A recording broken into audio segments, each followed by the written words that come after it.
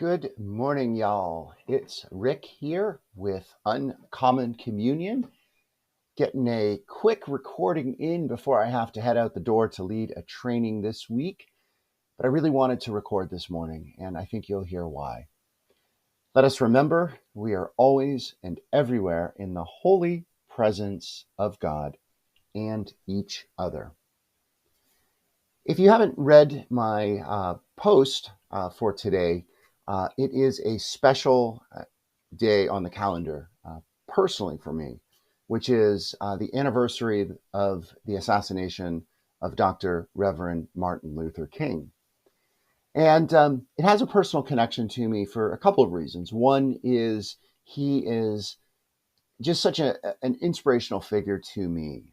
The more I learn about him, the more I read, the more I write his quotes in my daily posts during Lent, the deeper appreciation that I gain for what an amazing spirit he had, what amazing courage he had, what he was able to do with others. Because I think that's the key is, yes, he was a tremendous leader, and also, he had tremendous gifts for helping to involve people, attract people, call people to their highest potential, and significantly make change. I think when we think about the changes that the civil rights movement made, that Dr. King made, the ways that things changed in a time period before probably many who are watching this were alive. It is just remarkable. It's also personal because I had the opportunity a number of years ago, about 25 years ago or so, to visit the in Memphis, right there, the Lorraine Hotel, the site of the famous balcony where Dr. King was murdered. I had a chance to visit that site, that shrine, really. And today it is the National Civil Rights Museum. I cannot tell you the just how much it touched me to be there. Just driving up or walking up, you see those familiar bars, the balcony bars that they have there. They have vintage cars of the time period. You see the windows. It's all so familiar from those iconic images. And right then, I knew that something significant was going to happen to me as I visited this. And the museum itself is really quite something. They tell in the museum the story of the civil rights movement. And the museum is designed as a journey through the civil rights movement and a journey to the moment that everything changed for the life of Dr. King, the moment he was murdered, assassinated. And the way they do this is as you are going through the museum, it's the inside of the motel. You're climbing. There's a climbing, a spiraling.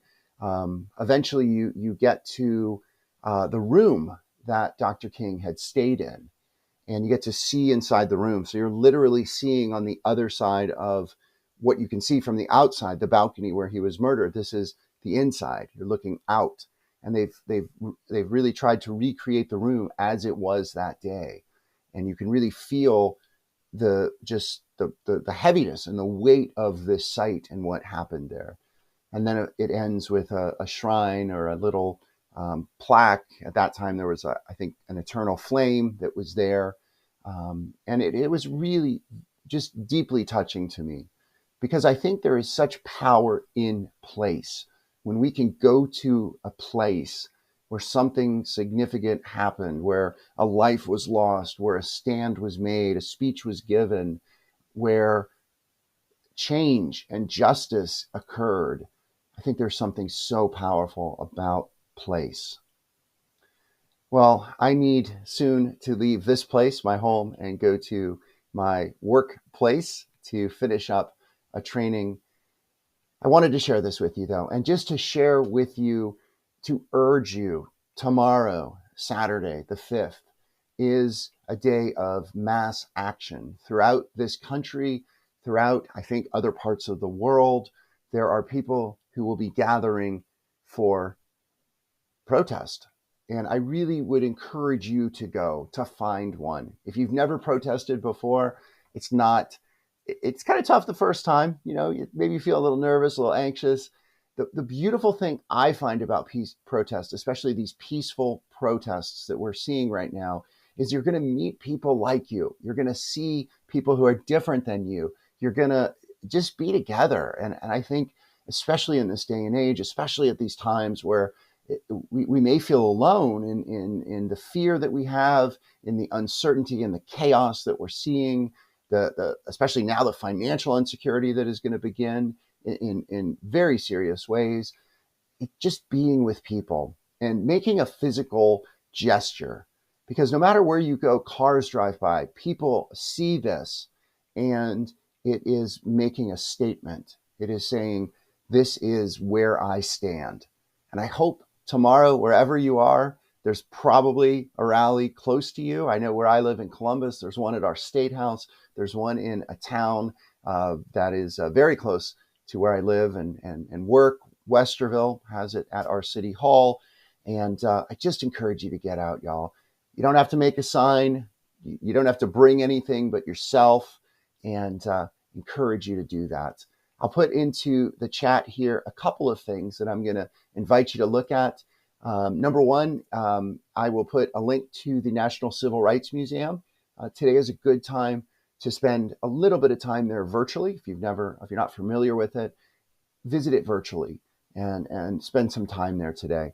Number two, I'll put a link to see where the nearest rally, the nearest protest is for you tomorrow. You can put that in and find that out.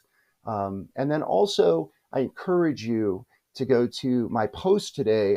I post there a really well-made version, a recording of Dr. King's last words. You may know on the eve of his murder, he had some really amazing words and powerful words that I think ring true to us for hope and vision and guidance.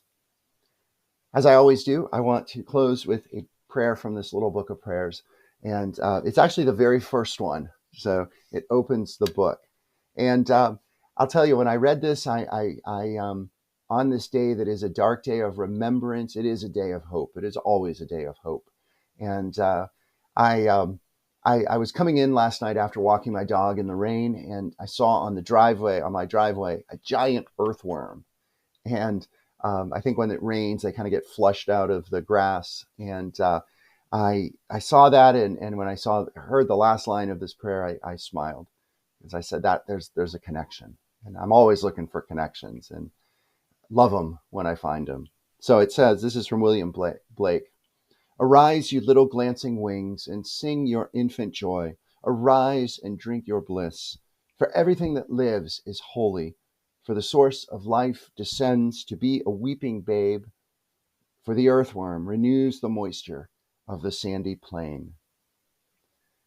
May we today, in the spirit of Dr. King, be bold, be courageous, be joyful. That's the thing I think we need more than anything else. In the midst of this, we need each other, and we need joy, and we need hope, because that's what brings down tyranny. And folks, make no mistake about it. We are in tyranny right now, and we have to do something to stop it. And the way we do it is we gather, we march, we upraise Dr. King, we tell our friends, we share this video with others, so many different things. And may you have a good day. May you be good today. And hope to see you at a rally tomorrow. Thank you. Blessing and good. Be well.